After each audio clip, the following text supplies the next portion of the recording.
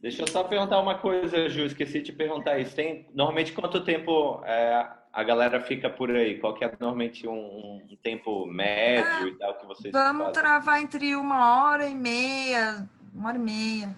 Tá bom, A gente perfeito. sempre tenta fazer em uma, Dani, mas nunca consegue, entendeu? Tá, então Então, eu vou tentar isso. Eu vou tentar organizar aqui para é, ser 1 hora e aí, logicamente, depois a galera tiver perguntas ou alguma coisa, a gente pode estender um pouquinho mais. é esse o esquema. Aí no final a gente abre um pouquinho, bate um papo e geralmente bate aí essa 1 hora e meia. É que Noronha sempre é Noronha, né, gente? Eu acho que quando a gente for falar aí do futuro próximo, vai, vai render a discussão.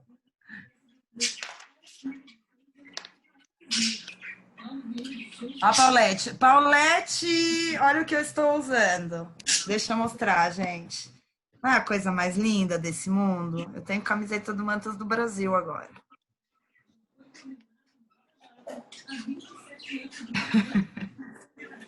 Vamos lá buscar os nossos brindes lindos, maravilhosos. Obrigada, meu amor. Você viu que eu postei aquela foto que você foi pouco amiga comigo de falar que eu estava completamente descabelada? Fiz uma zoeirinha lá. Ai, gente, só eu mesmo que faço zoeira comigo mesmo, né? Mas tudo bem. Pior é que a gente achou as fotos lindas, né? Na hora. Na hora, minha filha, no calor da emoção, vai. Depois você chega em casa na hora de postar, vai ver aquele despautério, pelo amor de Deus. Fica tudo certo. Então tá bom, Dani. Deixa eu começar com aquele agradecimento. Muito, muito obrigada de dar esse tempinho para nós, para falar aí do Paraíso. Imagino que você deva estar nos preparativos finais para ir. Mas é uma felicidade tê-lo aqui na nossa casinha virtual. Eu espero que você goste e volte outras vezes. Esse é um espaço para você mostrar o trabalho que vocês estão fazendo lá e, obviamente, para a gente babar um pouquinho com as maravilhas terrestres e subaquáticas que a gente tem lá em Noronha. Beleza? A casa é sua, o espaço é teu. A Agnes quer falar? Eu só vou mutar todo mundo e aí eu só vou desmutar vocês dois, tá bom? Tá bom. Então já faz isso agora. Beleza.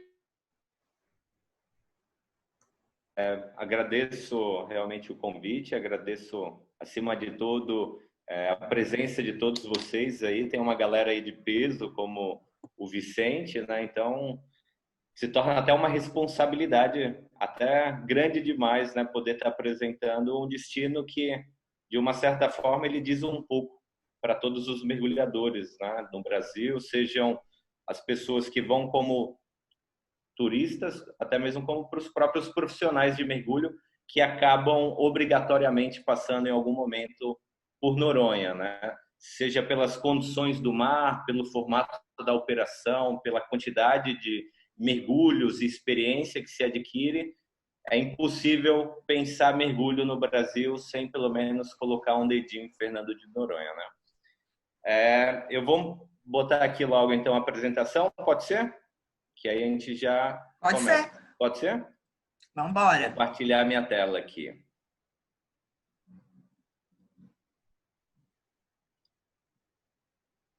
Grilo, eu não falei boa noite para você. Desculpa, hein? Estão vendo aí? Deu certo? Deu certo. Perfeito. Então, vamos lá. Quando me convidaram para fazer esse bate-papo aqui com vocês, logicamente é com sempre muito prazer que a gente fala sobre a nossa empresa, que já está em Noronha há mais de 25 anos, mas eu acho que é sempre interessante a gente contextualizar um pouco a ilha, né?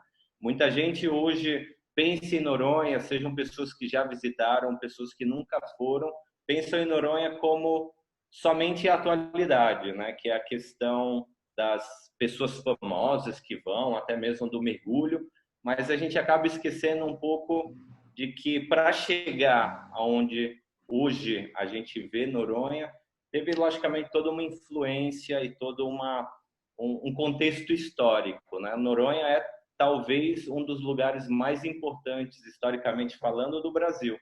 E a ideia é que a gente faça Sim. não só um mergulho no fundo do mar de Noronha, que é incrível, mas um pouco também dentro da história desse longínquo arquipélago, né, que a gente tem aqui no Brasil. Para vocês terem uma ideia, né, só para dar uma pinceladazinha aqui, mas a gente vai falar isso na nossa apresentaçãozinha aqui. Por exemplo, Noronha foi a primeira capitania hereditária do Brasil. Poucas pessoas conhecem essa parte, né? Também foi palco do primeiro naufrágio da história do Brasil, e vem daí o descobrimento, né? A gente vai falar também sobre isso. Então, tiveram várias invasões de corsários franceses, dos holandeses, durante, digamos, o período da colonização no Brasil. Foi a prisão dos maiores criminosos, né, na época do Brasil, Império e Colônia. Então, assim, é realmente uma história muito vasta. E a gente acaba só conhecendo realmente essa parte mais atual, que é a questão do patrimônio da humanidade pela Unesco e do Parque Nacional, que é o motivo hoje em dia da maior parte das pessoas estarem indo visitar Fernando de Noronha. Outras pessoas também passaram por Noronha e muita gente acaba esquecendo, né? Noronha sempre foi um local de passagem, um trampolim, digamos assim, entre a África e a Europa e o hemisfério sul das Américas. Então, a gente teve, por exemplo, Darwin passando por Fernando de Noronha. Em 1832, você tinha os Zeppelins alemães que vinham da Europa passando por Fernando de Noronha. É até interessante, eu não coloquei nenhum vídeo aqui na minha apresentação, porque trava bastante pelo Zoom. Mas se a galera quiser dar uma fuçada nisso no YouTube, tem bastante vídeos, Zeppelin, Noronha, eles passando. Até mesmo a primeira travessia do Atlântico, Noronha foi um ponto estratégico para os irmãos Galgo Coutinho e Sacadura Cabral, né? Então, e até mesmo o Saint-Exupéry, que muita gente gosta tanto do livro dele, do Pequeno Príncipe, também passou inúmeras vezes. Então, vamos lá. Ai, que legal. Então, eu vou começar aqui. Eu gosto muito dessa... Vamos lá. Espera aí, deixa eu... É aqui no cantinho direito, embaixo. Porque que fica a setinha. Deixa eu ver aqui. Eu acho que se você for aqui no... É que o Mac, puta, eu me embanando toda, mas se você... Acho que geralmente fica uma setinha aqui na parte de baixo da esquerda. Pronto, passou o slide? Ah, tá ótimo. Não era bem o formato que eu queria, mas perfeito. Então vamos lá. Como eu tinha falado para vocês, a gente vai dar um mergulho um pouco aqui na história de Fernando de Noronha, né? Ai, que legal.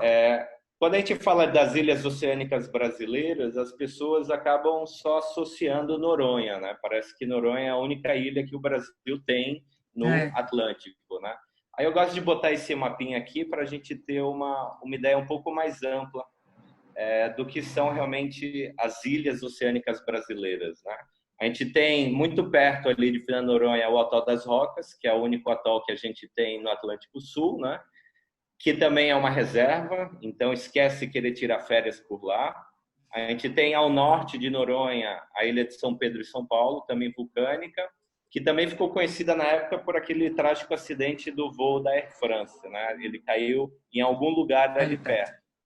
Mas a gente tem também ao sul Abrolhos, que é um grande destino do mergulho do Brasil, de uma forma geral, também um parque nacional, onde não se acessa a ilha, né? Não é permitido a pernoite, mas o entorno da ilha e o mar, né? E a gente tem um pouco mais a nordeste de Abrolhos, que é o arquipélago de Trindade e Martim Vaz, que também não é possível a visitação.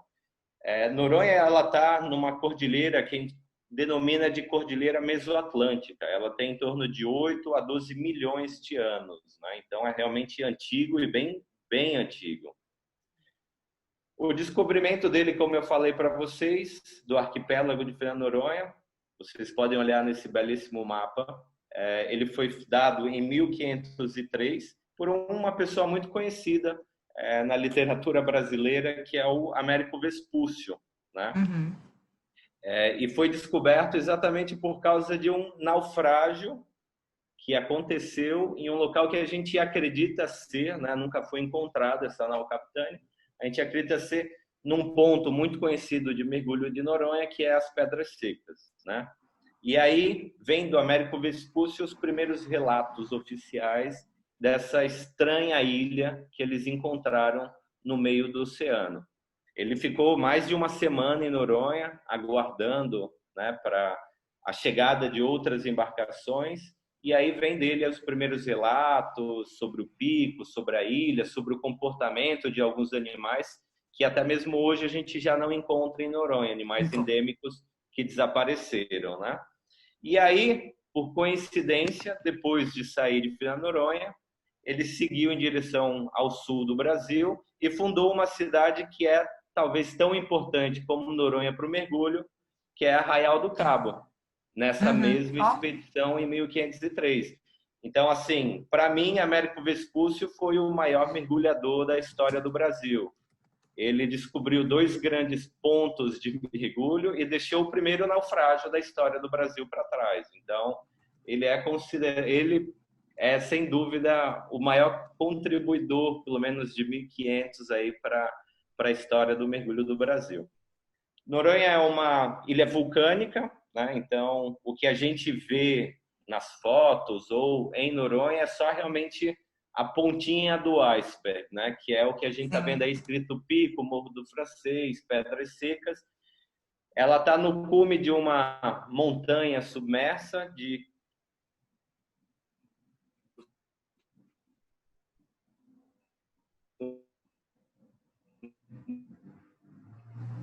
Deu aquela travadinha já, né? Oh, glória.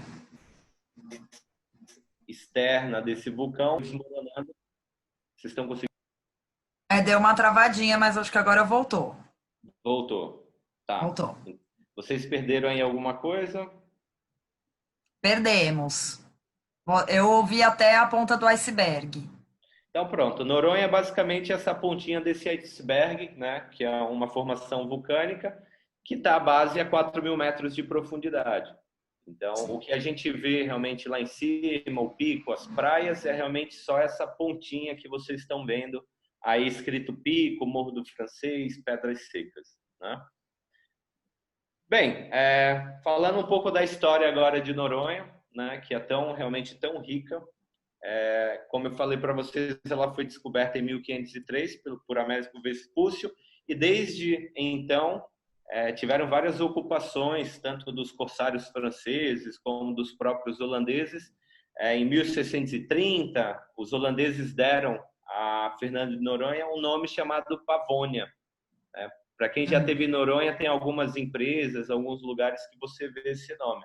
Então, foi realmente um dos nomes que os holandeses deram durante a ocupação. Eles que começaram as primeiras civilizações, primeiras construções, por exemplo, ali em torno da Vila dos Remédios, para quem já teve em Fernando de Noronha.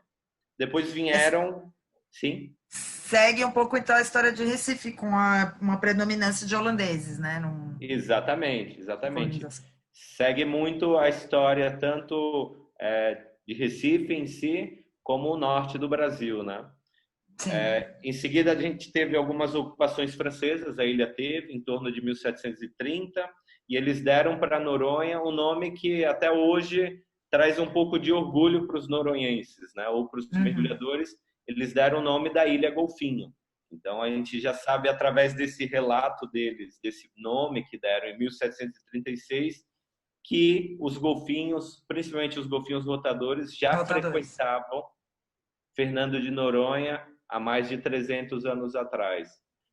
Para quem não conhece Noronha ou que teve Noronha e realmente não pegou essa informação, Noronha é um dos 2 lugares no mundo onde a gente encontra com mais frequência uma espécie específica de golfinho, que é o golfinho rotador. É um dos 2 únicos lugares no mundo onde eles acabaram adotando a ilha, né, como um refúgio, em alguns pontos em específico, diferente da maioria dos lugares, onde é simplesmente um animal de passagem, onde eles ficam mais em alto mar. Em Noronha, eles estão sempre por ali, né? E isso traz todo um charme para a ilha, né? E muitos, né? Acho que foi das coisas mais lindas que eu já vi, né? Muito, muito mesmo. Gente, é impressionante. Se você estando no lugar certo, na hora certa, você consegue sim acabar encontrando com um grupo grande de golfinhos, né? Grupos de 100, Sim. 150 indivíduos, né? Então, assim, é uma experiência única, mas como o Brasil é um dos países que tem uma das legislações mais restritivas em relação aos cetáceos, então a única forma, a galera pergunta muito isso, né? Então, a única forma de você ter essa experiência incrível é estando na água e ter a sorte dos bichos passarem aonde você está. Sim. Nenhum contato intencional, seja em Noronha, em Abrolhos, em qualquer lugar do Brasil, intencional com esses animais é permitido por lei, né? Então, se você estiver navegando uma embarcação ou se você estiver na praia e você vê um grupo de golfinhos nadando e você nadar em direção a esse grupo, é no Brasil considerado uma conduta que vai contra a legislação ambiental. Então, isso é passivo de multa, enfim, entre outras coisas. Então, uma Sim. atenção nisso. A Nono, a Noeli, né, que é uma fotógrafa maravilhosa, não sei se você conhece também, idealizadora lá do Scuba Dias, ela tá falando aqui que em 98 ela nadou com os golfinhos, que nessa época ainda era permitido. Que Exatamente, sorte! é uma legislação mais recente. Antigamente, em Noronha, na época do Hotel Esmeralda, enfim, a gente vai ver isso entre 80 e 90, quando ainda não existia tanto essa questão dessa regulamentação enfim, ambiental, como também a criação do Parque Nacional. Você tinha passeios em Noronha na época que eram exatamente para isso, né? Não sei se foi o caso dela. Você entrava num barco de passeio, o cara ia até um ponto que a gente chama da Baía dos Golfinhos, né, onde eles ficam uma boa parte do tempo ali, e o seu passeio chegava lá, ancorava o barco, tinha 50, 100, 200 golfinhos ali dentro da baía, você pulava na água e, enfim, se esbaldava com esses golfinhos na água. Depois voltava para o barco e ia embora, super felizão, né? Hoje em dia, infelizmente, ou felizmente, enfim, depende do ponto de vista, isso já não é mais permitido, né? Ela falou que foi exatamente esse o caso mesmo. Então, Muito bem, então ela deu muita sorte. Eu não tive o prazer de fazer esse passeio, não. Realmente é uma coisa que a galera mais antiga da ilha fala e, enfim, é uma deve coisa que ser. é uma experiência única, né? Não são animais de cativeiro, como a gente tem em muitos lugares, como no Caribe, alguns Ai, mergulhos para mim, nossa. internacionais. Então, é realmente um animal selvagem no habitat dele. E um negócio que é importante, né? Ele está na água ali com você porque ele quer, né? Ele não está obrigado a estar na água contigo. Então, isso dá toda uma magia muito maior à experiência, né? Pelo menos é o que eu imagino. Eu vou te Bem, vamos cortar, lá. já pegar o gancho. O Ah, Edson Cunha, que também tem um perfil super legal, chama Oceano de Aventuras. Ele falou aqui que teve a sorte de cruzar com eles num mergulho em março de 2018 com vocês mesmos. olha aí. Então, assim, isso acontece com uma certa regularidade, mas Aham. é sorte. Não tem como a gente falar para a galera que hoje você vai mergulhar com golfinho. É isso aí. Edson é um cara de sorte, tá na água mergulhando, de repente o bicho passa, você tá Ah, ali na sua humildade, enxerga aquilo. 5 minutos depois eles já foram embora e você leva essa recordação para casa, né? que delícia. Eu vi dois muito de longe lá em Cozumel, já fiquei alucinada. Imagina. Umas cenas ali no Portinho também eles de vez em quando dão sorte, né? De passar muito. Ó, o Grilo também tá. Ai, gente, vocês estão muito sortudos. Eu quero essa sorte toda aí também. Tá todo mundo aqui falando que teve sorte de ver, de mergulhar com Provavelmente lá golfinho. no Caribe você pegou uma outra espécie, né? Lá é É, dominante o nariz de garrafa, né? Em Noronha é o menorzinho, que é o o. grande, isso que eu ia falar, é bem maior. Tanto que de longe, né? Deu para ver, não deu para ver detalhes tudo só sombra, mas dava para ver que era golfinho, mas era maior mesmo. A gente às vezes aparece, é bem mais raro, mas às vezes aparece em Noronha um golfinho que a gente chama, né, aqui no Nordeste, de golfinho pintado. Não é nem o nariz de garrafa, nem o Sim. rotador. E eles são maiores, né? São golfinhos É. mais oceânicos.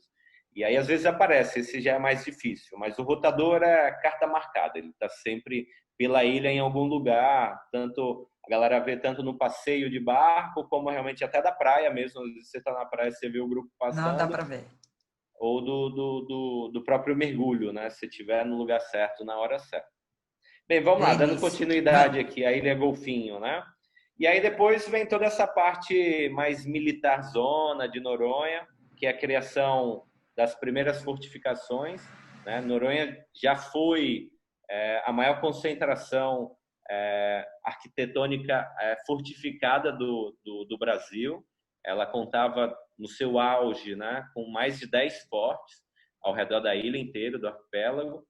E então começou em 1739 essa questão dessa fortificação, né? Viu-se que era um ponto estratégico. Portugal, depois dessas invasões holandesas, francesas, quis realmente reter a ilha para si, então foi começando gradativamente a construir esses fortes, e junto dos fortes veio o legado mais sombrio de Noronha, que era o presídio, né? Presídio. No começo, quem ia para Noronha, que eram, na época, considerados os piores criminosos do Brasil, eram os falsários de nota, né? A galera que falsificava dinheiro, né? E, em seguida, os escravos condenados à morte por terem tentado fugir ou por terem matado alguém. Então, realmente, na época, eram considerados os prisioneiros mais de alto risco, né? E aí, mas eu tenho uma pergunta que eu estava aqui pensando. Ficavam presos mesmo, né? Não podiam circular pela ilha, porque isso sim é castigo, né, minha gente? Venhamos, convenhamos. Então, isso é uma grande lenda de Noronha, né? Fala-se que existia realmente um prédio, como a gente tem hoje em dia, né? Uma penitenciária, um prédio no meio da ilha em algum lugar onde a galera ficava. Não, isso nunca existiu. Na verdade, a ilha era o presídio, né? É como você tem outras ilhas no Brasil. Tô querendo ser presa. Então, a ilha em si era o presídio. E existia dentro da ilha um local que a gente chama do reduto, né? Ou então da aldeia dos sentenciados, que fica, para quem conhece Noronha, fica do lado da administração da ilha, perto do Santander ali. Do lado desses prédios tem uma ruína que era onde os presos eles se dirigiam somente à noite para dormir. Então, durante o dia, eles ficavam pela ilha e à noite fazia-se a contagem e eles se retiravam para esse prédio para dormir. Como todos eles, no começo, eram o que eles chamam de trabalho forçado, né? Então, todos eles exerciam durante a pena trabalhos em Noronha. Então, durante o dia, eles tinham os trabalhos, né? Como, por exemplo, calçar as ruas, construção de algumas casas, de alguns prédios, e à noite eles se retiravam para ir dormir. Até mesmo plantação, alguns deles plantavam alguns alimentos para o próprio consumo no presídio. Então, assim, eles ficavam atarefados, espalhados pela ilha, e durante a noite eles se retiravam para esse prédio que tem hoje só realmente as ruínas dele, né?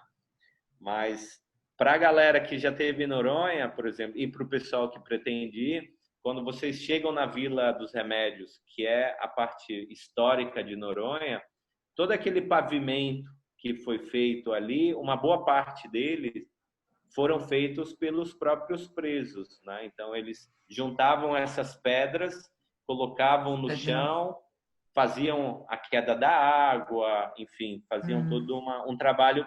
E até hoje essas pedras em alguns locais elas ainda estão em ótimo estado. Então os caras fizeram de uma certa forma um bom trabalho, né? Só que na época eles não previam que você ia ter carro hoje em dia em Noronha, né? Que existiria carro. Então o grande inimigo desses pavimentos históricos hoje são os carros, né? Os carros passam por ele, levantam as pedras e acabam destruindo, né, um patrimônio que é tão importante assim. Para a galera que nunca teve em Noronha, um pavimento que é muito parecido em Paraty, no centro histórico de Paraty. Só que em Paraty as pedras são maiores, né? Em Noronha elas são menores, um pouco menores as pedras, né? Bem, e aí passa-se essa questão um pouco mais sombria do presídio, tanto dos presos comuns, né, que eram assassinos, falsários de nota, escravos condenados, passa-se depois ao governo federal e vira um presídio federal, né? Logo depois vem a questão do presídio estadual, que aí vieram alguns presos políticos, de algumas revoltas que tiveram no Brasil, foram mandados para Noronha, até chegar em 1938, quando esses presídios, esses presos, o presídio ele foi fechado e não foi mais utilizado, né? E aí vem uma segunda fase de Noronha, também nesse escopo ainda militar, que é a ocupação da Segunda Guerra Mundial, né? Que é essa foto que vocês estão vendo aí na apresentação. Então, em 1942, foi criado o aeroporto, né? Realmente, os americanos construíram, pavimentaram o aeroporto, construíram toda aquela estrutura que você tem hoje, onde se recebem as pessoas que viajam pelo aeroporto. E veio a primeira ocupação americana, que é a ocupação da Segunda Guerra Mundial. Muitos dos casarios de Noronha, eles foram construídos nesse período e até hoje são utilizados, né? E o mais emblemático deles, logicamente, é o aeroporto, né? E aí, no término da Segunda Guerra Mundial, a gente tem aqui, ó, uma foto bem interessante. Isso foi durante a Segunda Guerra Mundial. Então, basicamente, próximo do que é hoje o aeroporto, né? E aí, com o término da Segunda Guerra, isso também é da Segunda Guerra Mundial. Isso aqui na frente é o aeroporto. Essas casas que vocês estão vendo, hoje elas já não existem mais, né? Então, isso é mais entre o aeroporto e a Baía do Sueste. Então, eles fizeram uma mini cidadezinha para dar apoio ao aeroporto e qualquer tipo de invasão, qualquer coisa nesse sentido, né? Muito legal essa perspectiva histórica, né? Difícil de... Óbvio que lá tem ainda uma parte dessa história que a gente pode ver, mas, digamos, como virou um ponto turístico, né, tão grande, a galera procura o ecoturismo muito mais do que a história do lugar, e que é uma história muito importante, não pode deixar de ser contada. Noronha tem um potencial muito grande para um turismo histórico, né? Você tem umas pinceladas, você tem um museu, você tem os prédios, mas falta talvez o interesse da própria galera que vai para Noronha dedicar um dia, por exemplo, a realmente dar uma volta na parte histórica, tentar visitar o museu e trazer um pouco da história que é tão nossa, né? Tão brasileira. Porque você vê muito do que a gente vê nas nossas cidades, no que a gente estudou na escola, dentro de um arquipélago, dentro de uma ilha tão pequena, né? Então, assim, até uma recomendação para a galera que vai para Noronha, tenta gastar um dia aí dando uma volta, dando uma olhada nesses casarios, que realmente é de se encher os olhos, né? Essa foto aí já é da segunda ocupação, né? Que foi durante o período da Guerra Fria. Então, em 47. Para a galera que já teve em Noronha, se você olhar essa foto, você vai lembrar, sim, de alguma coisa. Esses prédios ainda existem, que é a parte que tem ali o Tamar, onde a galera compra o bilhete do parque ou faz o agendamento das trilhas. Esse daí é a Vila do Boldró, né? Então, você tem ainda esses iglus, né, que foram construídos. Você tem, no lado direito da foto, esses prédios maiores, que hoje é onde você tem o gerador de energia, onde você tem, nessa parte de trás, você vai ver que tem como se fosse uma laje branca e mais em cima uns tonéis, né, em cima do morro ali, brancos. Aquilo ali é um sistema de captação de água de chuva, que até hoje funciona. Então, muito da estrutura que a gente tem hoje em Noronha foi deixado pela ocupação americana, tanto da Segunda Guerra como da Guerra Fria. Guerra Fria.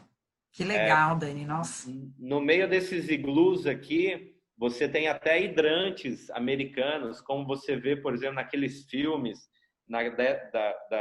da década de 30, 40 dos Estados Unidos, aqueles hidrantes estilo Brooklyn, vermelho, que a galera tomava banho. Você ainda tem alguns ainda espalhados no meio desses iglus aí. Então, assim, é realmente muito interessante fazer essa visita.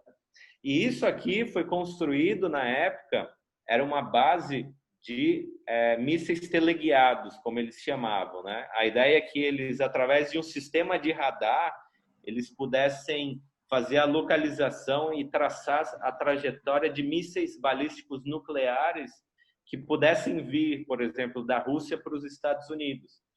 Então, essa era a ideia desse prédio aí, desse complexo aí na época, né?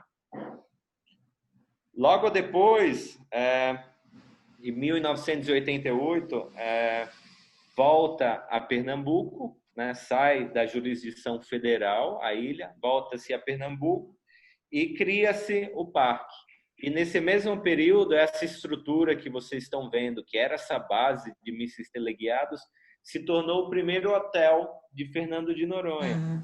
Para a galera que foi para lá na década de 80, 90, era o que a gente chamava na época do Hotel Esmeralda. Era o único hotel, né, que existia em Noronha e era administrada na época por uma associação dos moradores de Noronha.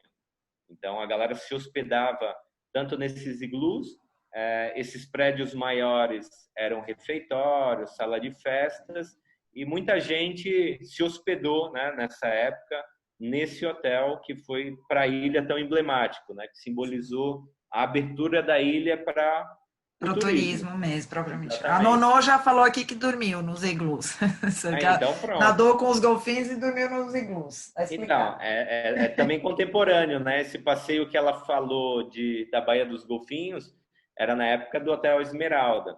Tinham, na época, 3 passeios. Talvez ela que está aí, ela pode até lembrar. Tem 3 passeios que eu escuto do pessoal mais antigo, da galera que visitou a ilha há mais tempo.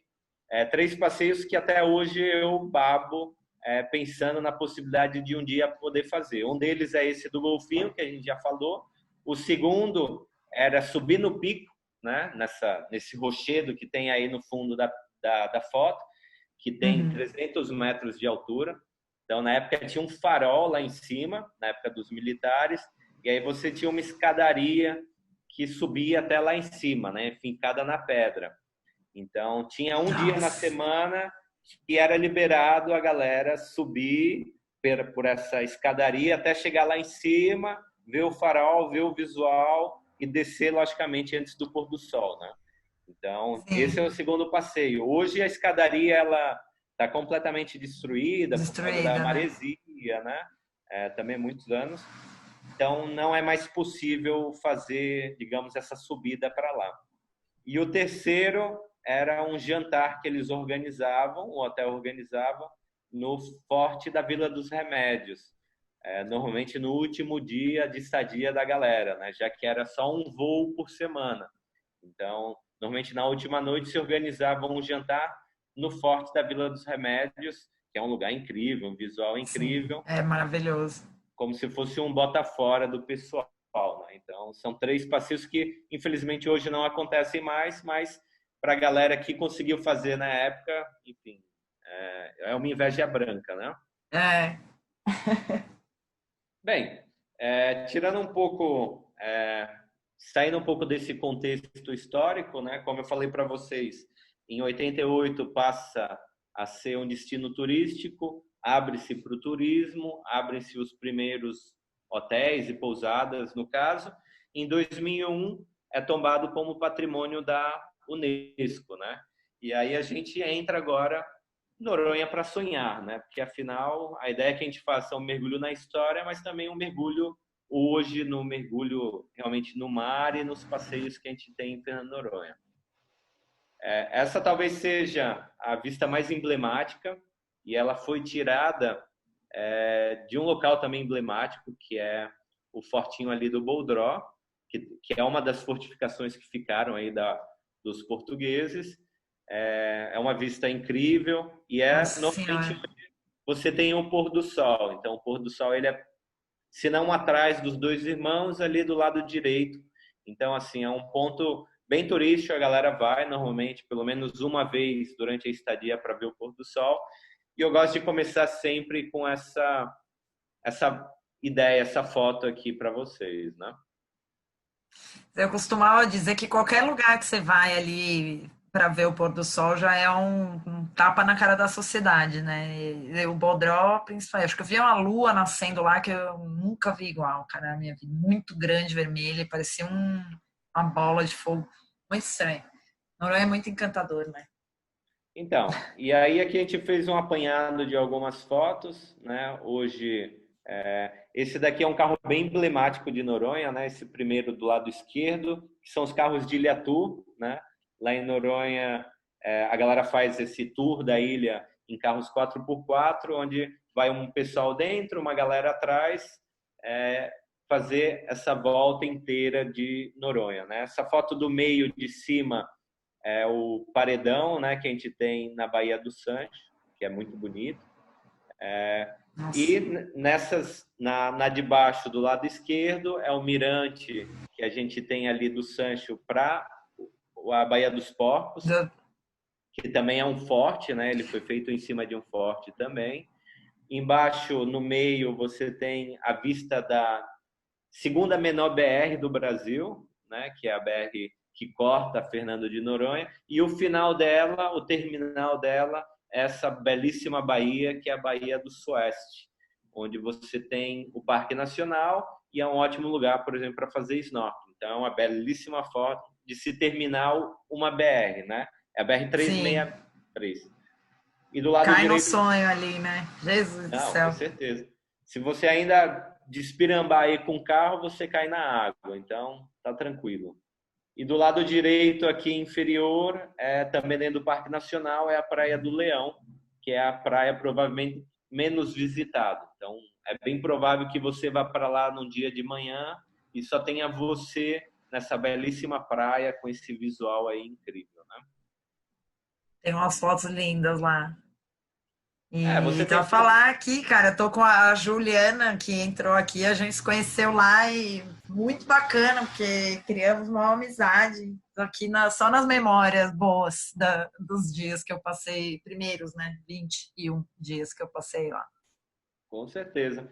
Aqui eu coloquei algumas fotos de passeio de barco para a galera que está indo com família, querer fazer um dia o passeio. É sempre muito legal ver Noronha de uma outra perspectiva, né, do mar para a terra. Então, realmente vale a pena. E tem uma fotinho ali para a gente começar a nossa parte do mergulho, que são os golfinhos rotadores, né? Essa foto do lado direito aí, do lado inferior. Imagina. Tem uma atividade também que é muito legal para a galera que vai para Noronha, que é o que eles chamam de pranchinha, né? O plana sub, enfim, tem vários nomes, que é basicamente essa pranchinha que o cara está segurando na mão, né? Isso está sendo rebocado por uma embarcação e aí você consegue dar um grau, né? Você baixa a frente ou sobe a frente e aí você consegue submergir, digamos assim, durante um tempo no fundo. É bem legal. Assim, é uma atividade para quem gosta de fazer snorkeling, apneia, é bem legal, o visual é bem bacana. Uma dica que eu dou para a galera, isso eu gosto de colocar, para o pessoal depois falar, Daniel, você não disse, principalmente para as mulheres que vão fazer a pranchinha, que usem uma UV line por cima, um maiô mais Você fica pelada, né? exatamente. Passa vergonha. Se for com biquininho, com biquíni, alguma coisa mais frouxa, até o homem, né? Se for com uma sunguinha mais frouxa, Dá só. o movimento do barco fica para trás e dá ruim, entendeu? Dá ruim. A gente tem um ponto de mergulho que é o naufrágio do Porto, né? Que a galera faz snorkeling, mergulho autônomo. E às vezes você tem essa galera passando ali por cima, né? E aí já aconteceu várias vezes de você estar ali embaixo, passa um pessoal, você olha para cima, o cara tá sem sunga, ou a mulher tá sem o biquíni. Então, assim, é uma dica que eu dou que é válida, viu? Boa. Atividade número 1 do Tinder do mergulho, galera. Aí, ó. A gente tem a brincadeira do Tinder do mergulho aqui. A gente já tá cotada aí nos destinos do Tinder do mergulho. Ó, essas fotos de cima aqui, do lado esquerdo, tanto essa que tem o pico e essa estrutura, como essa do meio de cima, é o forte da Vila dos Remédios, né? Que é a maior estrutura fortificada que tem em Noronha hoje. Então, ela também é um ponto que o pessoal vai bastante para ver tanto o pôr do sol como para fazer uma visita histórica. Ela foi completamente agora digamos, refeita, né?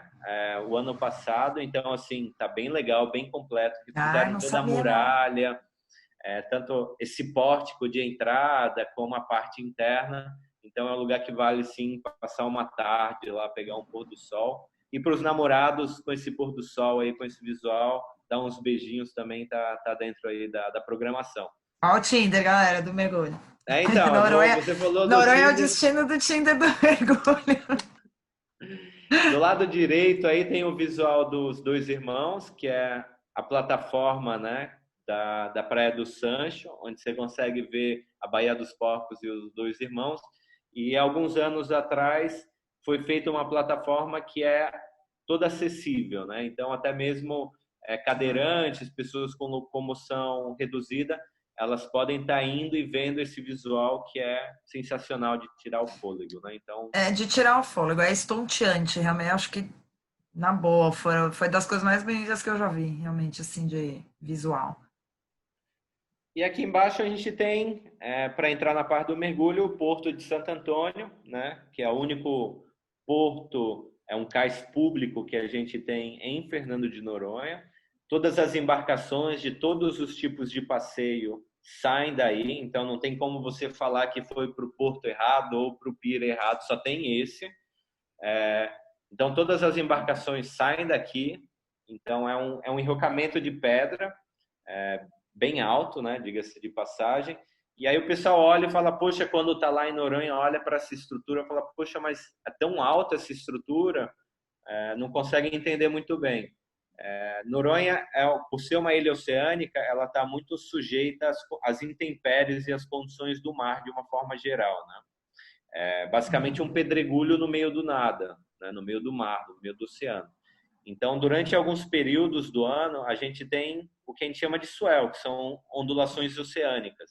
Para vocês terem ideia, em alguns períodos, em alguns anos, onde essa ondulação ela é mais forte, você tem ondas que passam por cima desse enrocamento de pedra. Né? Então, ele tem, vamos falar, da linha d'água até a parte mais alta, ele deve ter aí uns 6, 7 metros de altura. Então, você tem ondas que passam por ali. Nesse período, inviabiliza todo tipo de saída, tanto mergulho como passeio de barco, que é o período do surf, o período das ondas grandes.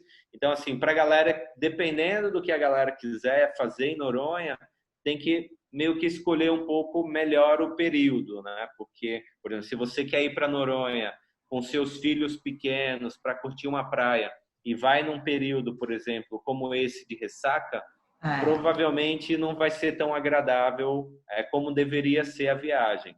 Então, assim, o que eu recomendo é final do ano, a partir de novembro, né? Novembro até abril, mais ou menos, é o período onde você tem uma grande possibilidade de pegar o mar com ressaca, que é esse lado de dentro. Então, acho que eu fui uma vez na Conceição ali, eu fui em dezembro, inclusive. Não dava nem para entrar. Exatamente. Dava Assim, nem não estou pra falando molhar. que a galera vá em novembro, dezembro, janeiro e pegue essa condição, mas existe uma possibilidade maior de pegar uma condição mais adversa desse mar de dentro, né? Já Sim. o período oposto, que vai vamos falar, de maio até novembro, outubro, novembro, é o período que esse lado de cá tá piscinão. Então, assim, para a galera que quer ir mais para curtir a praia, levar criança e tal, eu recomendo que vá nesse período mais calmo. Para o mergulhador, para a galera que vai para mergulhar, isso não influencia tanto, porque fechar o porto, cancelar a operação de mergulho só realmente em condições muito extremas, talvez 1 ou 2 vezes por ano. Quando é o lado de cá, que a gente chama de lado de dentro, que eu vou mostrar agora nessa foto aqui, pronto. Quando o lado, digamos, à esquerda, que a gente chama de mar de dentro, tá com essa condição mais adversa, que é final, começo do ano, a gente consegue atravessar a ilha e ir para esse lado direito, que é o lado do mar de fora, que é normalmente o período que esse mar de fora ele está mais tranquilo, com vento mais brando e dando mais condições para o mergulho lá fora. Então, assim, Deus, se ele realmente é carioca, não sei, mas com certeza ele passou férias no Brasil e ele visitou Noronha. Então, não importa o período que você vá, você vai ter sempre um lado para mergulhar em Fernando de Noronha, seja no mar de dentro ou seja no mar de fora, né? A gente colocou esse mapinha aqui na apresentação, porque aqui você tem todos os pontos de mergulho, né? São 25 pontos distribuídos aí ao redor do arquipélago inteiro. Você tem a ilha principal, que é essa que está escrito Fernando de Noronha, que é a ilha principal Fernando de Noronha. E aí você tem, tanto ao norte como ao oeste e leste, você tem algumas ilhas secundárias. A visitação ela só é permitida nessa parte central, na ilha central, né? As ilhas secundárias você não pode ter acesso, você não pode colocar o pé, já que faz parte do Parque Nacional e o acesso ele é proibitivo. Então, a única forma de se acessar essas ilhas é através de passeio de barco ou do mergulho, né? Sim. A gente tem pontos aí ao redor, se vocês conseguirem enxergar direitinho, mergulhos que vão desde os 7 metros de profundidade a mergulhos técnicos a mais de 40, 50 metros de profundidade. Então, a gente tem mergulhos distribuídos em Noronha, basicamente para todos os níveis, todos os gostos e para todo tipo de atividade que queira ser feita em Fernando de Noronha. Então, assim, é um prato cheio. Muita gente fala... Parquinho de diversões. Com certeza. Tem muita gente que pergunta, eu tenho que fazer o curso para ir para Noronha, eu tenho que ir só se for avançado, eu tenho que ir só se for mergulhador técnico. Cara, vá do jeito que você do jeito que você quer, que com certeza a gente vai encontrar os mergulhos e as atividades que melhor se encaixam aí no seu perfil. Não precisa entrar numa neura, não. Tá? Sim. Vamos lá.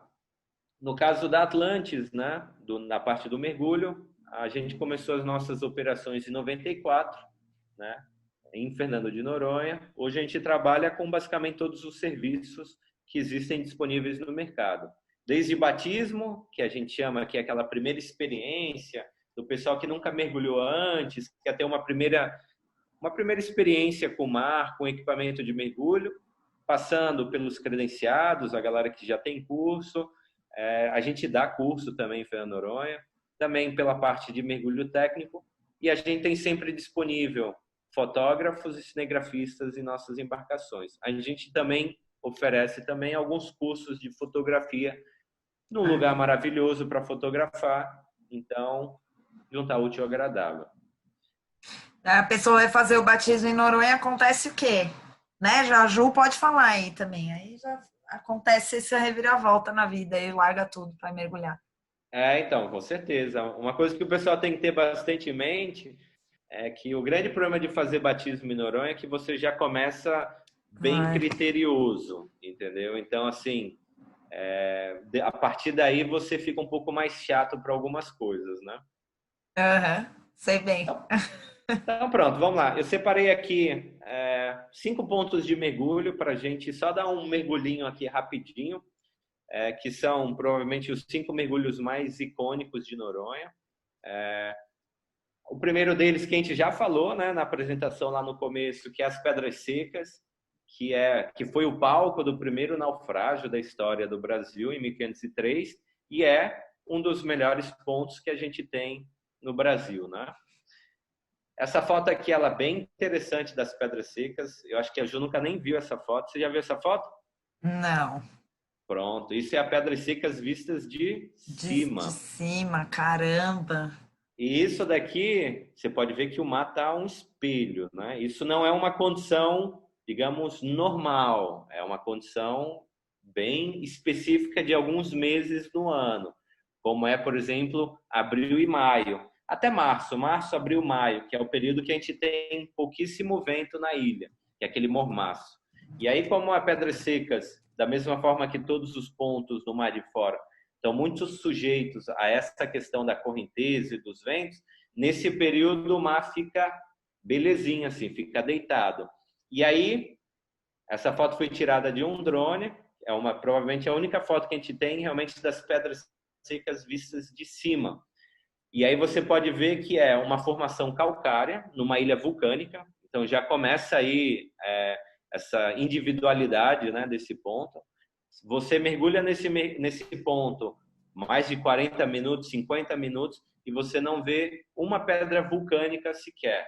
Então, assim, a única formação parecida com isso que a gente tem é a tal das Rocas, que fica a mais de 130 quilômetros de Noronha, né? Então, é um ponto muito específico. E aí a ideia é que a gente mergulhe tanto ao redor desse cabeço, né, que é as pedras secas, como dentro desses cânions, dentro dessas passagens que vocês estão vendo aí, né? Então, é um mergulho muito interessante, profundidade máxima dele, 17 metros de profundidade. A gente tem uma média aí de profundidade aí de 12 metros, então é um mergulho bem tranquilo.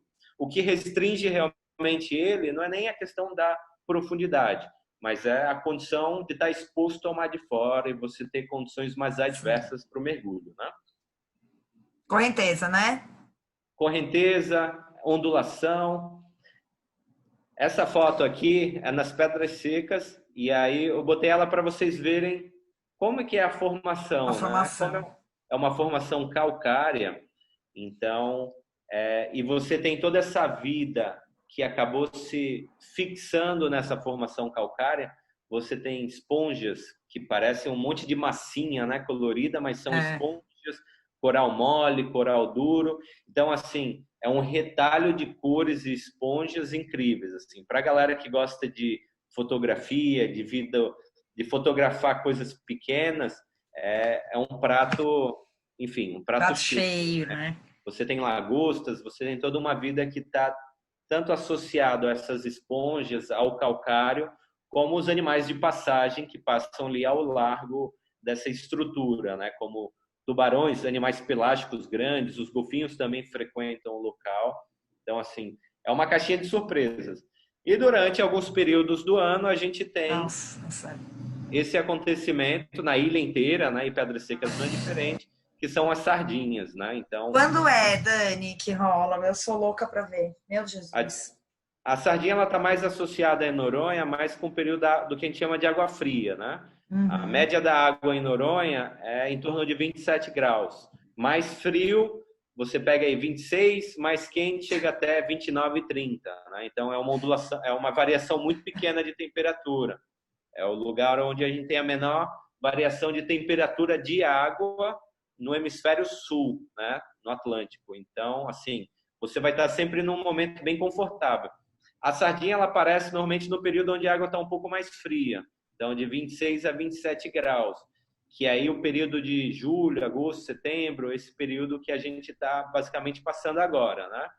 E associado à sardinha, você tem outros animais icônicos. Você tem a passagem das jubartes, você tem a passagem das mantas. Eu cheguei a ver. Então, assim, tá tudo de uma certa forma associada à água fria, né? Ô, Dani, deixa eu fazer uns comentários aqui da galera. A Majô, ela é louca, né? Por mergulho também. Ela falou que o primeiro mergulho dela foi de snorkeling aí, que foi uma viagem que ela ganhou da empresa. Ganhou da empresa, acho que foi sorteada com 1.000 funcionários, foi para Noronha, acabou, mudou a vida também, né? É uma louca do mergulho aí que também está nessa transformação de vida. E ainda. Pede para ela botar o nome da empresa aqui que eu vou mandar meu currículo também, viu? Para ganhar viagem para Noronha, né? E aí, como eu já tinha brifado lá no começo da nossa conversa antes da galera entrar, tá todo mundo falando aquele lance do para ir para Noronha tem que pegar Covid e tal.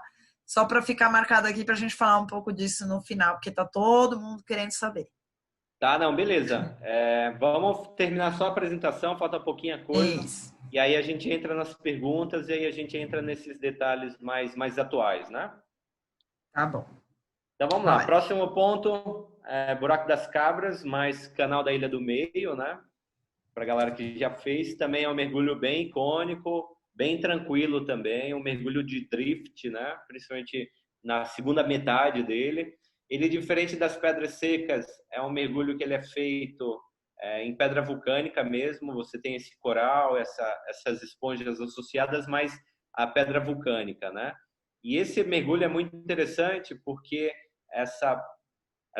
toda essa estrutura, se vocês olharem aí atrás do mergulhador, é como se fossem pedras roladas, né, vulcânicas, só que elas estão juntas, né? Elas foram untadas com lava que foi expelido pelo vulcão, na época que o vulcão era ativo.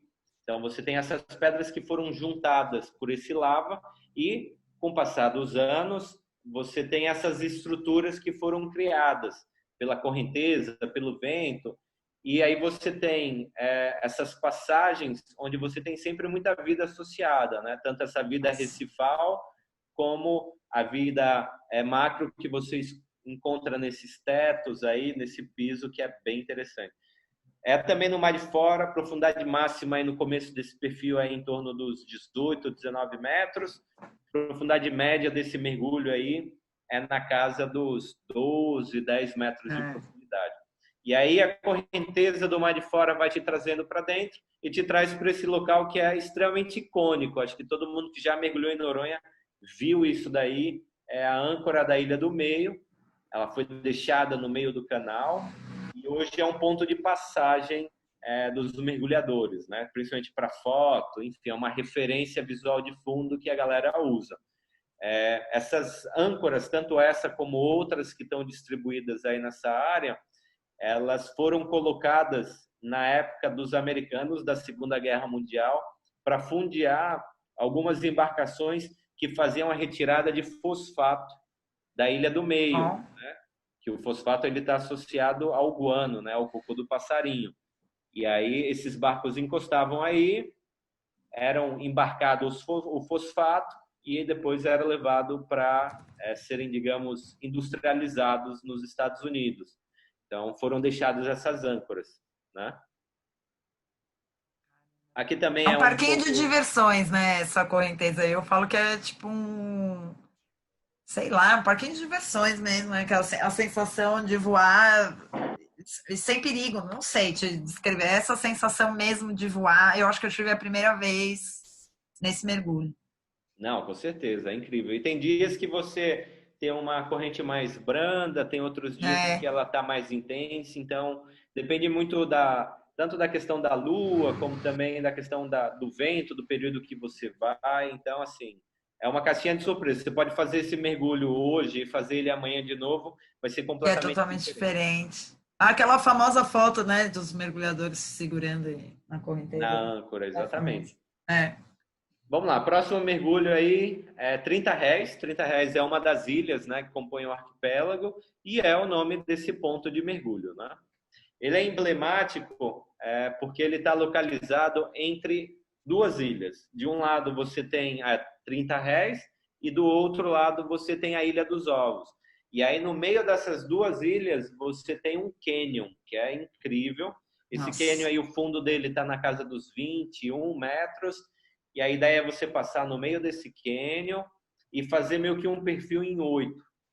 Por estar no mar de fora, também é uma caixinha de surpresas, está muito diretamente relacionado às condições do mar. Então, dependendo da época que você vai, pode ser que a condição do mar não esteja tão favorável, né? Também aí essa condição não favorável em termos de visibilidade é o quê, Dani? Não só visibilidade, né? Mas por ser um ponto um pouco mais distante do porto, você tem aí, vamos falar, 40 minutos para chegar lá. Se o mar está muito mexido, a gente evita fazer mais por uma questão de conforto dos mergulhadores. Né? Então, chegar lá enjoado não é legal, entendeu? Ou chegar lá e por estar enjoado perder o mergulho também não é. Então, assim, a gente tenta ir nos períodos onde o mar está mais tranquilo, mais favorável. Mas essa pergunta, porque assim, o pessoal falava para mim, no Caribe você nunca pega visibilidade ruim, meu. Eu já fiz eu chamava de milk dive, porque lá não fica escuro, né? Fica branco da areia que remexe. Aí você já pegou visibilidade nesse nível? Não. Então, qual foi a pior visibilidade, entendeu? Que você pegou? A pergunta é essa. Eu também já trabalhei no Caribe e nas Bahamas. Eu sei o que você se refere. Em Noronha é diferente. Por quê? As ilhas, a maior parte das ilhas que você tem no Caribe, elas são calcárias, né? De fundo calcário. Então você tem aquela areinha fina que dá aquela cor característica à água do Caribe, que é aquele azul turquesa, né? Um azul bem vívido. Noronha ela é uma ilha vulcânica. Ela tem calcário, né? Mas é muito menos do que você tem no Caribe, porque é um calcário muito mais relacionado com conchas, com, enfim, uma biodiversidade, digamos, que morreu e você tem essa areia associada no fundo. Então, essa areia não é tão abundante como no Caribe. Logicamente, quando você tem uma ondulação oceânica, um período com o mar mais agitado, você tem suspensão na água, mas não ao ponto, por exemplo, de você ter algumas situações como a gente tem no Caribe, que é realmente você cair e você não ter um palmo de visibilidade. Isso é extremamente raro. Isso acontece realmente em eventos climáticos, em swell, em ondulações oceânicas muito intensas, né? Talvez que você também não vai se arriscar para fazer um mergulho, né? Não, nessa e situação... tem essa coisa da ilha de dentro e a ilha de fora que também você, de uma certa maneira, né, nessa situação não tem nem como sair do porto, né? O barco nem consegue entrar nem sair do porto. Então você não consegue nem ter acesso ao mar, digamos assim. Então, mas aí é muito mais raro, né? Então realmente é uma situação muito menos frequente do que, por exemplo, no Caribe. Uma pergunta aqui, qual a melhor época para ir para 30 réis? Que o Grilo está perguntando, que nunca foi, que é, enfim. Março, abril, maio. Março, abril, maio. Final de março até começo de maio, meados de maio.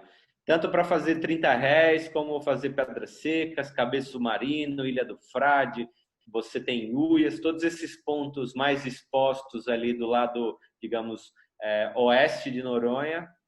Desculpa, o lado leste de Noronha, esse é o período.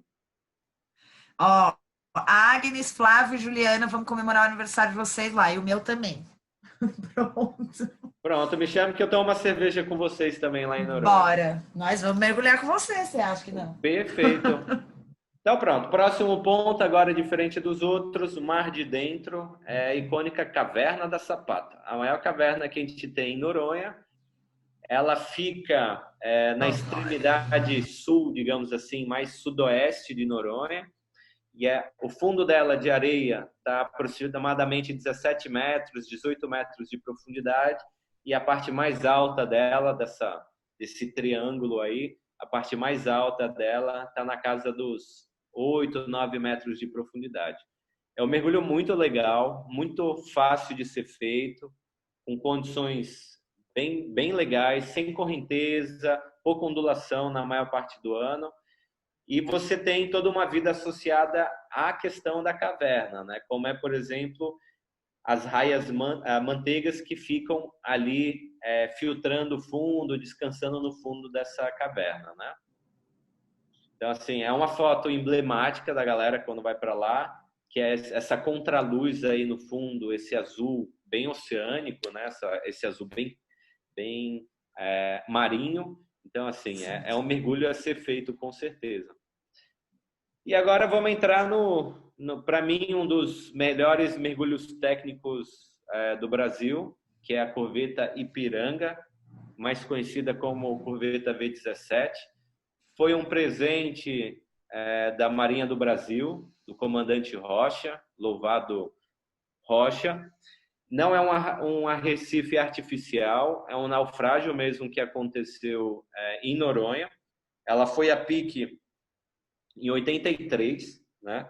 Ela é uma corveta que foi comprada da Marinha holandesa, ela da classe Ipiranga, Imperial Marinheiro, de 1953, e ela tinha várias irmãs espalhadas no Brasil. Muitas foram a pique. Teve uma, por exemplo, icônica aqui em Natal, no Rio Grande do Norte, que acabou encalhando no porto, era da mesma classe.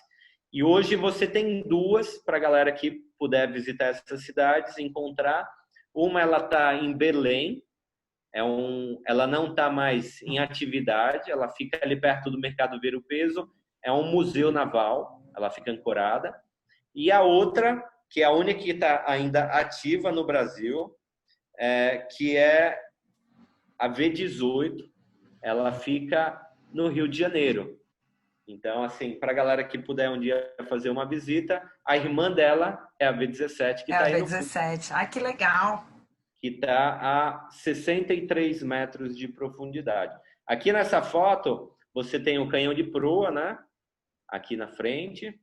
Embaixo você tem as polias para recolha, por exemplo, da âncora. Então ela está bem completinha.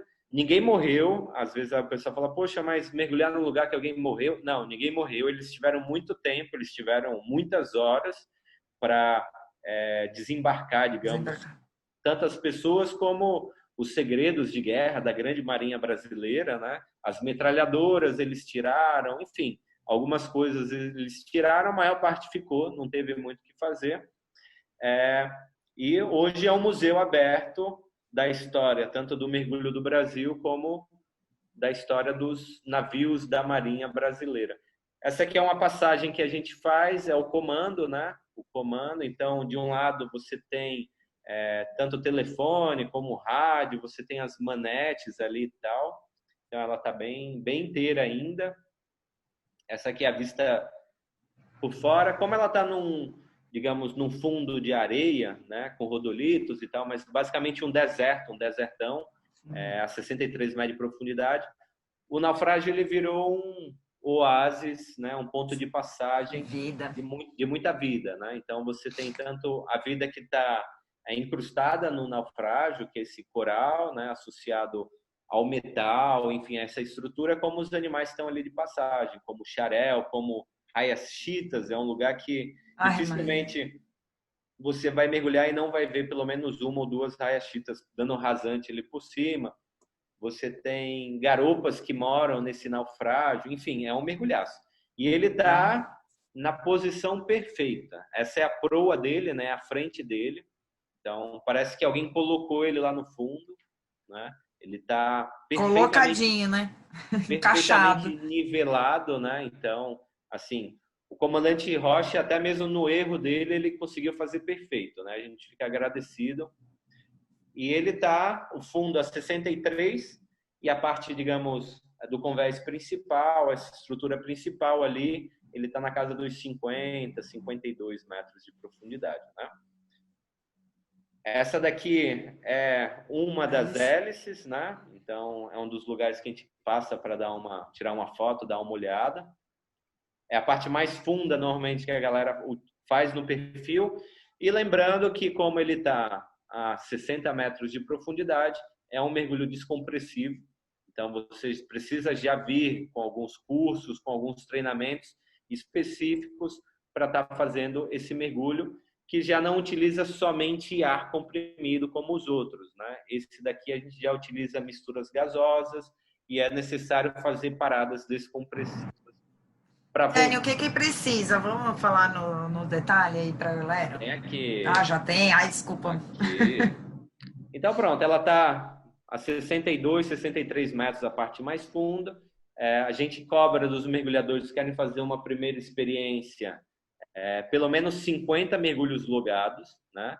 Seja através de um profissional que ligue para a gente e fala, meu aluno está indo aí, ele tem 50 mergulhos, ou através mesmo de um logbook, mesmo você levando o seu logbook. Você tem que ter pelo menos o curso de avançado e pelo menos a especialidade de nitrox para fazer o que a gente chama de batismo técnico, né?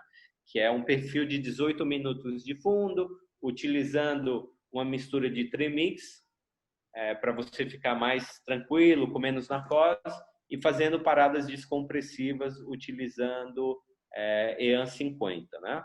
É um mergulho descompressivo, como a gente falou. Esse é o primeiro nível, que é o nível introdutório para a galera mais tranquila. A partir daí, o céu é o limite, né? A gente vai ter tanto perfis técnicos de 30 minutos, com penetração, enfim, mergulhos com hibrida, né, com recicladores de ar, enfim, esse é o nível inicial. Se tem galera aí que é mergulhadora técnica, já tem cursos de trimix, enfim, de duplas, aí entra em contato que aí a gente faz um esquema mais personalizado aí para vocês, tá? Dani, eu não sei se você pode falar aqui, mas eu também tenho essa curiosidade do valor aproximado desse mergulho. Eu não sei se você vai saber se vai mudar agora com essa coisa de Covid, que provavelmente a gente vai falar sobre isso, mas se você puder dar um cheiro aí pra gente. Não, assim, a ideia é que agora na nossa retomada a gente mantenha, não vão ter, a princípio, alterações de valores, né? Logicamente que agora, com toda essa questão dos novos protocolos, de uma forma geral, né? O mercado de uma forma geral, tanto de mergulho como, enfim, houve-se um acréscimo de custo nas operações, né? Enfim, cuidados que antes a gente não tinha, digamos assim, mas assim, é uma política nossa, a gente vai manter o tarifário da mesma forma que era em janeiro, para o ano inteiro, né? A questão da corveta em si, ela tem, como a gente falou aqui, da questão de ser um mergulho técnico, você tem a adição dos gases, né? Diferente de uma saída regular. Então, a gente tem misturas, e essas misturas, dependendo das concentrações, do que for que tem dentro dela, logicamente tem custos diferentes, né? Mas para esse mergulho que eu falei, que é digamos, o nível introdutório, né? O basicão, digamos assim, uma saída na corveta, a saída ela é 1.350, mais o gás, que vai daí na casa dos R$ 1.000 também. Então, esse é o valor. Por que tem um valor um valor agregado, digamos assim, essa saída? Por que o valor é maior do que as saídas recreativas, de uma forma geral? A gente nunca leva para a corveta mais do que 3 mergulhadores por vez. Normalmente, a gente leva uma pessoa ou um casal, né? Então, você vai ter toda uma estrutura, uma embarcação, um profissional, tanto no fundo com vocês, como o que a gente chama de safe dive, né? É um cara que fica a meia água ali de profundidade, para, se houver algum tipo de necessidade, ele poder conduzir com mais segurança a superfície, né? Então, é um mergulho que existe uma logística um pouco mais maior, né? Tanto uma saída exclusiva como uma mão de obra, tanto de profissionais, mais específica, né? Mas, assim, para ter certeza que a galera que vai para Noronha, não importa o dia que for, o período que for, que queira fazer esse mergulho, ele possa sim fazer. Não é necessário juntar um grupo, não é necessário juntar outros mergulhadores, né? Tá. Nono Majô, Nomar aí, hein? Nomar aí, armando o nosso aniversário. Vamos lá. Aqui, Dani, só para você saber, eu chamo na chincha ao vivo e a cores, viu? Eu tô vendo. Bem, vamos lá. Desculpa. E aí, agora, como a gente não mostrou muita foto do fundo do mar para vocês, eu sei que vocês vieram para isso, eu fiz aqui um apanhadinho aqui para a gente sonhar um pouquinho, né? As sardinhas que a gente tinha visto, a chita que eu tinha falado, essa parte de cima da corveta, né? Todas essas fotos, né? Todas essas fotos é da galera que presta uma empresa terceirizada que presta serviço para a gente de fotografia em Noronha, que é o pessoal da Awengo, que a proprietária é uma bióloga e fotógrafa que é bem conhecida, enfim, uma pessoa muito carimbada aí no mergulho, que é a Zaira Matheus, né? Por exemplo, essa foto é dela. Então, você tem a chita aqui na frente, tem uma chita atrás, enfim. Então, assim, é um mergulho bem icônico. Isso aqui também é um outro mergulho técnico que a gente tem, que é o Cabeço Dois Irmãos, também muito cheio tanto de vida recifal como de esponjas ali no fundo, bem colorido o mergulho. A gente encontra meros em Noronha, eles estão diminuindo de tamanho, infelizmente, acho que é uma realidade do mundo inteiro, mas esse, por exemplo, era um que a gente sempre encontrava, tanto na corveta, enfim, era um mero bem grande e desapareceu. A gente não sabe se ele mudou de lugar ou se ele foi capturado, mas deixou bastante saudade de nós. A corveta também, V17, a proa dela, que é incrível. Alguns xaréus brancos em algum ponto, talvez pedras secas. Enfim, aqui você viu que tem pano para manga, né? Eu sou suspeita para falar dele. Ave Maria. E aí um pouco da nossa estrutura, a gente opera com 3 barcos em Noronha. Esse daqui de baixo, do lado esquerdo, é o Endeavor.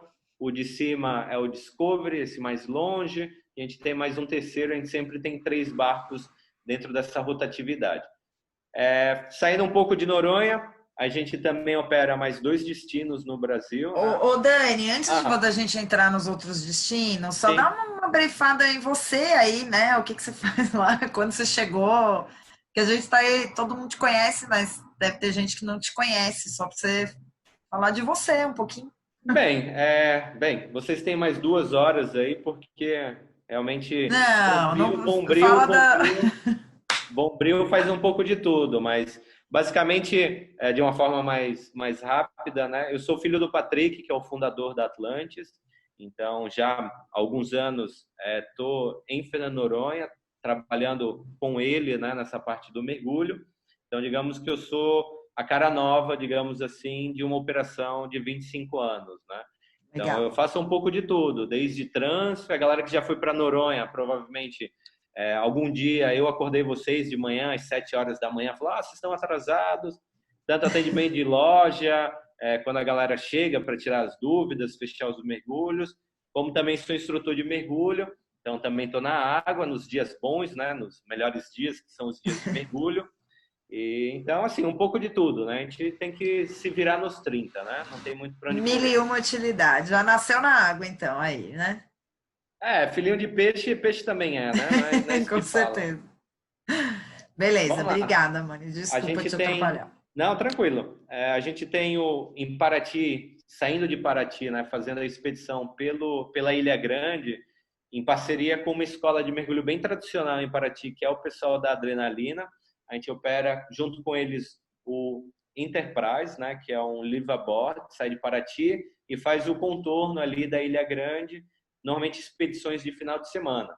Tá? Então, sai na sexta e volta no domingo para poder voltar para casa. Né? Então, essa embarcação, pensão completa, tem tudo, é um hotel flutuante, são 10 cabines e aí você tem restaurante, refeitório, enfim, várias atividades. Ele continua da mesma forma que Noronha, parado, né, por essa questão da pandemia, mas a gente está com previsão de a reabertura para ele agora, já no final desse mês. Então, para a galera que quer fazer uma viagem mais próxima aí nos próximos meses, é uma ótima opção. Ele é bem legal, os mergulhos são bem legais, é bem confortável. É realmente o único liveaboard hoje que opera na região ali de Paraty e Ilha Grande, né?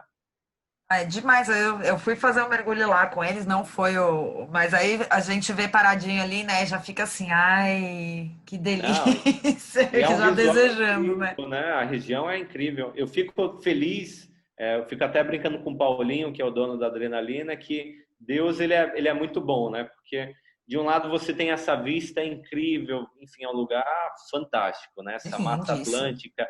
Eu brinco com ele, ainda bem que faz frio aí, porque senão ninguém ia vir para Noronha, né? Porque olha o visual disso, os mergulhos são legais, mas é bom que faz frio e deixa a galera vir um pouco aqui para o Nordeste, a gente meio que tem um pouco de tudo, né? É bom, então eu tô indo pros dois, viu? Se me chamar, eu sou Não, com aquele certeza. samba enredo da Mangueira, me leva que eu vou, sou meu, eu vou. É bem assim. Então, e aí tem os camarotes, né? Que aí são 2 ou 3 pessoas, banheiro individual, enfim, é um hotelzinho flutuante com uma vista incrível da sua janela, né? Então, e aí Ai, do puta fundo, animal. logicamente, você tem esses encantos aí da região da Ilha Grande, né? E a gente tem uma segunda embarcação, Ô, Dani, sim, desculpa, quantos mergulhos são aí, só pra gente fazer um Profundation rápido? Quantos mergulho limitado? Quantos mergulhos por dia? Tem noturno? então, Tem... os Depende mergulhos. da galera? Não, assim, a gente tem um formato padrão, né? A gente tem um formato padrão, mas normalmente as saídas estão vinculadas às escolas. Então, por exemplo, se uma escola quer fazer alguma coisa muito específica, sei lá, a gente está indo para fazer um curso de especialidade em naufrágio, sei lá, e a gente quer fazer tantos mergulhos em tantos lugares. Então, assim, é meio que à la carte de acordo com o grupo Tá. que está no barco, entendeu? É uma bela plataforma, por exemplo, para workshops, tanto de fotografia sub, como de naufrágio, enfim, entre outras coisas, é uma ferramenta para as escolas de mergulho. Então, dependendo da viagem que você vai, inserido dentro desses grupos, tem uma programação específica, né? Tá. Mas Mas, dá por para você exemplo, se a fazer... gente quer montar um grupo, porque a gente tem algumas pessoas aqui que montam viagens e tal, né? E aí isso é possível também. Por exemplo, a gente Eu tô falando, Não, claro. especificamente da Majoia no que tem a Nomar. Então, por exemplo, ó, a gente quer fazer esse mergulho, obviamente em conjunto, né? Com vocês dá para montar o. Com certeza. E aí você pode focar o público, né, digamos, os mergulhadores, exatamente nessa programação que você quer fazer, entendeu? Sei Ah, lá, quer fazer. Tem gente que vai fazer curso de mergulho, a galera toda credenciada, e aí em cima disso vocês conseguem traçar muito. o melhor percurso, o melhor tipo de mergulho, perfil, enfim. Então, assim, é uma ferramenta em aberta para a galera que vai para lá, entendeu? Não é como em Noronha ou outros destinos que você meio que está mais direcionada com as condições de mar e, enfim, as peculiaridades da galera que está lá. Então, assim, você consegue escolher melhor o trajeto que vai ser feito, entendeu? Última pergunta: quantas pessoas cabem? Assim, as cabines, elas cabem de 2 a 3 pessoas, são 10 cabines, então vamos falar que a gente consegue levar aí com segurança, com tranquilidade e conforto, a gente consegue levar aí umas 20, 22 pessoas. Agora, com essa questão agora do Covid, a gente vai ter, logicamente, uma redução da quantidade de Sim. passageiros, né? Porque é um hotel flutuante. Então, tudo isso vai ser alterado aí com os protocolos que a gente vai colocar para rodar nessa reabertura agora, né? Tá, essa outra pergunta aqui que o Grilo tá mandando. Se essa foto da esquerda é do Ari Amarante, se você sabe. Provável, viu? Provável. Agora, realmente, eu não tenho aqui a referência, mas provável. Ari é um cara que usa bastante o Enterprise para fazer os workshops dele de fotografia. É provável, mas eu não tenho certeza. Eu teria que ver com o Vivian que me mandou essas fotos. Não, tudo bem, relaxa. Pronto, vamos lá. Então Um tá. outro Gente, barco se que a não gente... der certo o aniversário dos taurinos e arianos lá em Noronha, a gente já tem a carta na manga. Ah, eu sou Um taurino ou também, outro. viu? 27 de abril, Ah, então viu? pronto. Viu? Perfeito. Tá dentro do nosso grupinho seleto. Não, brincadeira. Esse Então, está aberto pronto. a todos. Outro barco que a gente opera também é o Voyager. A gente fez durante muitos anos expedições pelo Nordeste com ele. Hoje ele está mais direcionado para pesquisas científicas. E eu faço um desafio aqui para você. Você sabe que pedregulho é esse aí atrás? Não. Isso daí é uma longínqua ilha chamada Martim Vaz, que fica ao lado de Trindade. Então, assim, a ilha oceânica mais distante do Brasil. Então, junto com o pessoal, por exemplo, da Baleia Jubarte e tal, a gente já fez algumas expedições para lá, para o Tal das Rocas, São Pedro de São Paulo, Noronha, enfim, também é uma embarcação que a gente utiliza, é um catamarã motor oceânico e é feito para mar cascadura, assim, né? Então, se tiver biólogos aí no grupo Tem que muitos. pretendem fazer uma expedição para Atol das Rocas, para estudar alguma coisa, Martim Vaz, enfim, o barco está aí à disposição. Fazer a minha propaganda, né? Ai, eu tô aqui nessa live só aqui com a Majoiana Noem, meninas, os nossos mergulhos científicos. Ai, que delícia. Então, pronto, Tudo de bom. pessoal. Era basicamente isso a minha apresentação. Agora vamos entrar nessa parte, se a galera tiver mais perguntas, até mesmo essa questão da reabertura da ilha, enfim, para Eu que acho que tenha esse ficado vai bem. ser um tema que a galera tava aqui falando. De repente, acho que a gente pode até abrir aqui, tirar a câmera. Hoje é dia dos biólogos, né? Inclusive, Denis, você estava falando, né? Terminou bem no dia deles mesmo, de celebrar essa profissão tão linda, maravilhosa. Então, deixa eu ver aqui, porque eu fui vendo aqui o pessoal falando, mas a Paulinha Viana está falando do Liveboard que tinha de Maceió a Recife, com os naufrágios, tarará, tarará. Chegou todo mundo que estava no curso. Mas, Dani, vamos falar então, que eu acho que é da curiosidade e interesse de todos, a respeito aí da reabertura da ilha. Obviamente, o que você tem informação e para passar para a gente, que essa coisa do meme aí, né? Só entra se tiver Covid, tá todo mundo querendo sair correndo para pegar o maldito do Covid, mas enfim, dá uma explicadinha para a gente. Eu sei que você está voltando agora, né? Mas como que tá a previsão aí de abertura, principalmente dos mergulhos e tal? Então, enfim, antes de responder a pergunta, eu acho que é importante também dar uma contextualização na história, né? Porque eu acho que o grande problema hoje no Brasil, de uma forma geral, ainda mais com as mídias sociais, é que a gente acaba sendo muito facilmente influenciado por partes, né? Por pequenas partes, e a gente esquece de ver um pouco a grandeza e esquece de ver que às vezes as coisas são muito maiores do que a gente infelizmente consegue enxergar, né? Então assim, vou trazer um pouco da história da pandemia. Eu sei que é um assunto que a galera já está meio de saco cheio, né? Mas assim, acho que é pertinente para poder responder essa pergunta, né? A ilha fechou da mesma forma que todas as unidades de conservação. Ela fechou no dia 17 de março, agora, de 2020, né? Quando realmente estourou essa história no Brasil do Covid, enfim. Da mesma forma que Abrolhos, enfim, outras unidades de conservação. E aí, de um dia para o outro, foi fechado o Parque Nacional. Tinha muita gente na ilha, então foi até uma situação um pouco constrangedora para muita gente. O cara estava em plenas férias e fechou o parque, não podia fazer mais nada. E aí, logo na sequência, veio uma sequência, por exemplo, de debandada da ilha, né? O aeroporto, ele deu prioridade até o dia 20, 21, mais ou menos, de março, para a retirada dos turistas. Então, todos os turistas foram evacuados da ilha em 3, 4 dias, né? E aí, na sequência, começou a sair os prestadores de serviço, né? A galera que trabalha em Noronha, os mergulhadores, enfim. Já que não havia turismo, muita gente acabou saindo de Noronha, recepcionista de pousada e tal.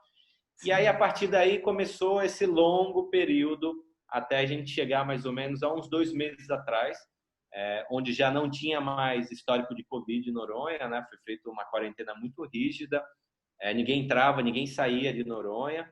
E aí, de uns 1 mês e meio, 2 meses para cá, começou a se flexibilizar mais, tanto a entrada de pessoas como a saída das pessoas, né? Então, as pessoas que estavam em Noronha poderiam sair, sem problema nenhum, mas para voltar, existiam alguns protocolos, né? Um deles era ser morador, né? Tinha que ser morador de Noronha, ou ter familiares de Noronha, não podia turista, enfim, pessoas que não tinham vínculo, digamos, mais forte com a ilha.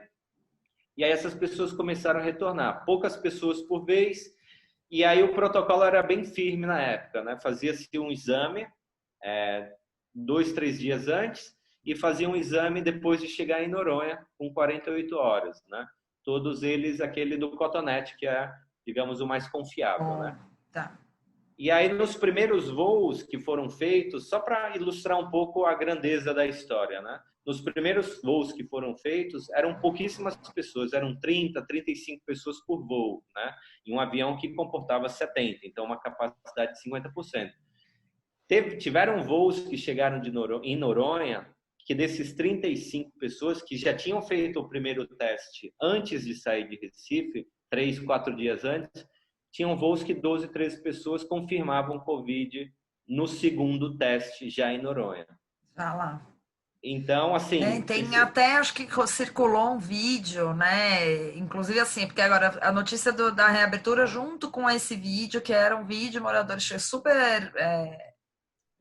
não sei quem era, né? Um policial, alguma coisa, com um monte de regras muito restritas e falando de uma maneira um pouco autoritária, que começou um bafafá e eu já tava, gente... Vamos nos informar de onde vem isso antes de, né, começar a espalhar e falar, mas aí depois se esclareceu então que era realmente um desses voos de pessoas que voltavam. Exatamente.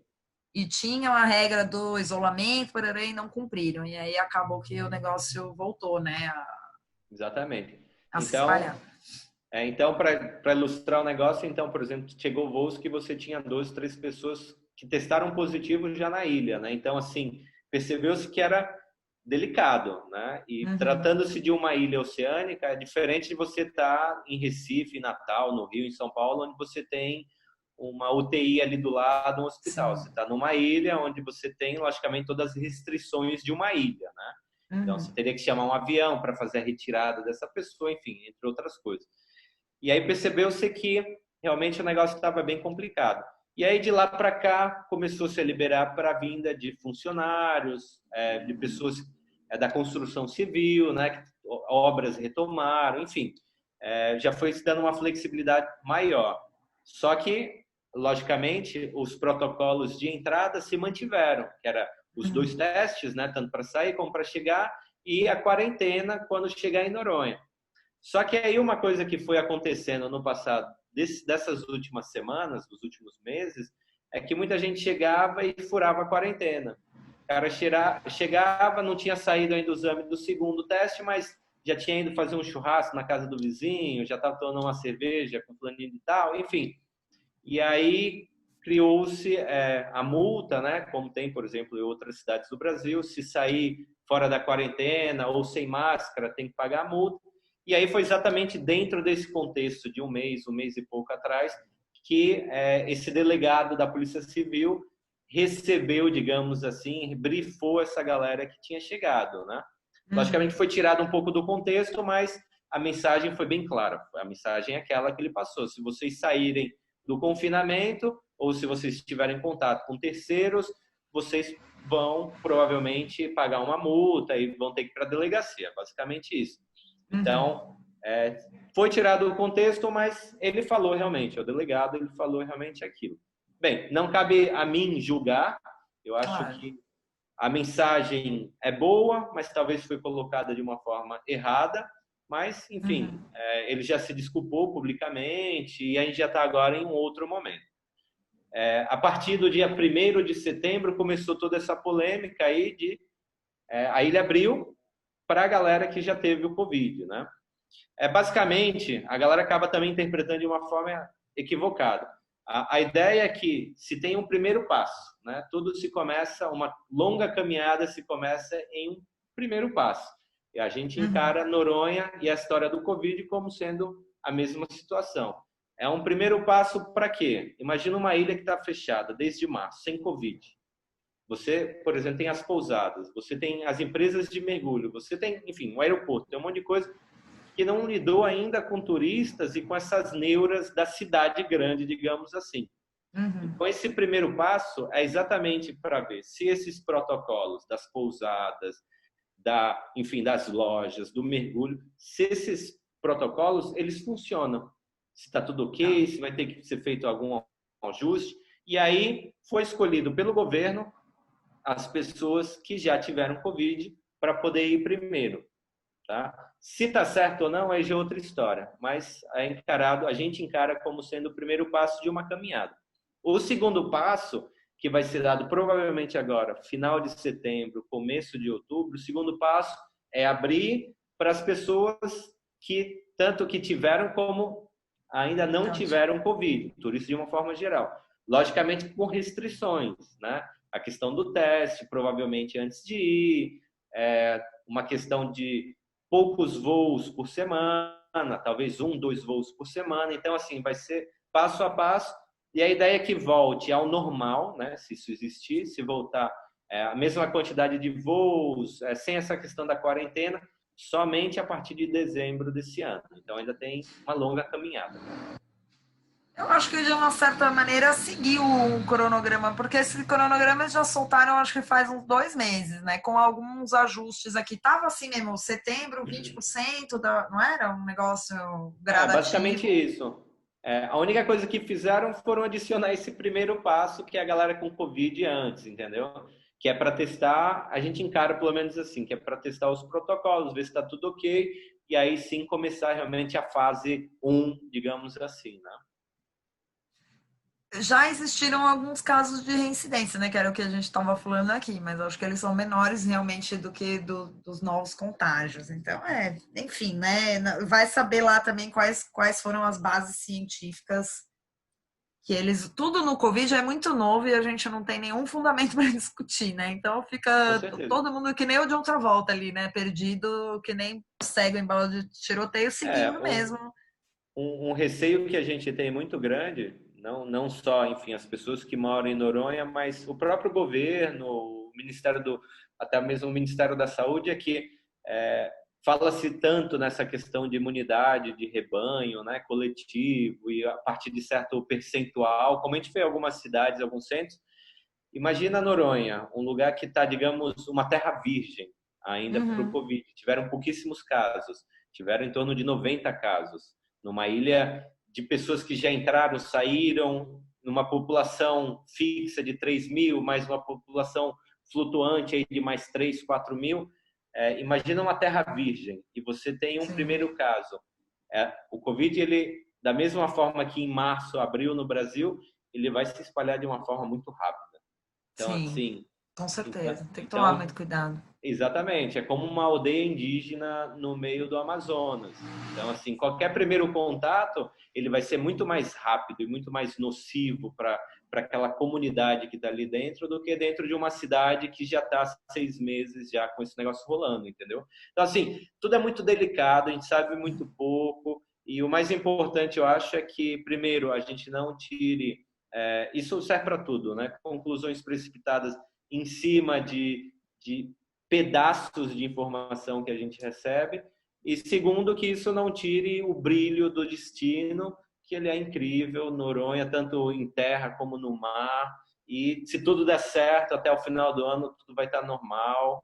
E a gente vai poder voltar a visitar esse arquipélago aí, que é incrível. Maravilhoso. Dani, eu vou te agradecer aqui formalmente, só para a gente terminar a gravação. E aí, como a gente tem poucas pessoas, a gente depois abre para quem quiser fazer alguma pergunta aí.